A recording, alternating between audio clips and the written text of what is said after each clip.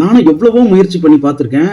இந்த ஒரு விஷயம் மட்டும்தான் எனக்கு ரிசல்ட் கொடுத்துருக்கு. அதனால உங்களுக்கும் கொடுக்கும் அப்படின்னு நம்புறேன்.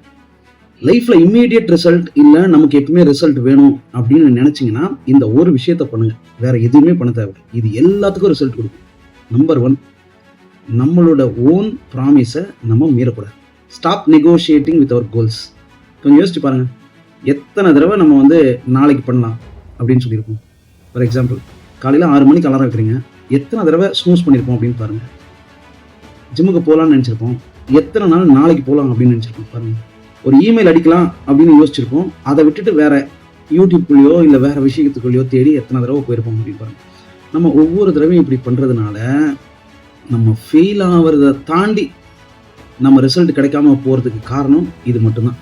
ஃபெயில் ஆகிறது கூட ஒரு லெசன், அக்செப்ட் பண்ணிக்கலாம். இது ரொம்ப கஷ்டம். கொஞ்சம் யோசிச்சு பாருங்க.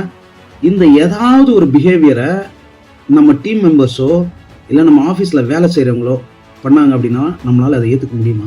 ஃபஸ்ட்டு கண்டிப்பாக ஏற்றுக்கணும். நாம் ஒரு பாஸாக இருந்து இல்லை நம்ம ஒரு ஓனர்ஷிப் எடுக்கிற ஆளாக இருந்தால் இந்த பிஹேவியரை நம்ம கண்டிப்பாக ஒத்துக்க மாட்டோம். ஆனால் நமக்கு நாமே இந்த பிஹேவியருக்கு நிறைய நாள் அதை அட்ஜஸ்ட் பண்ணிட்டோம், இல்லை அதை கடந்து போயிடுறோம், இல்லை அதை நெகோஷியேட் பண்ணுறோம். ஸோ எக்ஸலண்ட், நான் பார்த்த வரலும் எக்ஸலண்ட் பெர்ஃபார்மன்ஸுக்கு யாரும் சூப்பர் ஹியூமனாக எனக்கு தெரியல.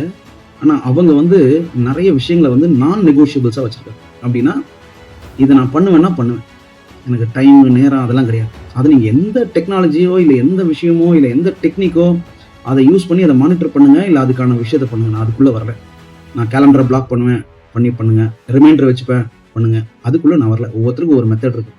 ஆனால் உங்கள் கோல்ஸை நீங்கள் மீற மாட்டேன், பண்ண மாட்டேன் அப்படின்னு என்னைக்கு நம்ம முடிவு பண்ணுறோமோ அன்னைக்கு தான் நம்ம ரிசல்ட்ஸை நம்ம கண் கூட ரொம்ப சீக்கிரமாக பார்க்க முடியும். இது எனக்கு ஒர்க் பண்ணியிருக்கு. நான் நிறைய என்னோட பர்சனல் ஸ்டைலில் வருஷ கணக்கில் தள்ளி போட்ட விஷயங்கள்லாம் இருக்குது.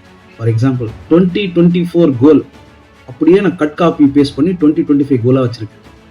இதை விட மோசமான விஷயங்கள் நிறைய இருக்குது. அதுக்கு ஒன்றும் பண்ண முடியாது. ஆனால் இப்போ அது எதுவுமே என்கிட்ட கிடையாது. என்கிட்ட நிறைய நான் நெகோஷியபிள்ஸ். இதை பண்ணுவேன். அதை பற்றி எனக்கு கவலையே கிடையாது. அது மாதிரி நீங்களும் முயற்சி பண்ணி பாருங்கள். கண்டிப்பாக ரிசல்ட்ஸ் வரும். எவ்வளவோ பண்ணுறேங்க, இதெல்லாம் பண்ண மாட்டோமாண்ணே.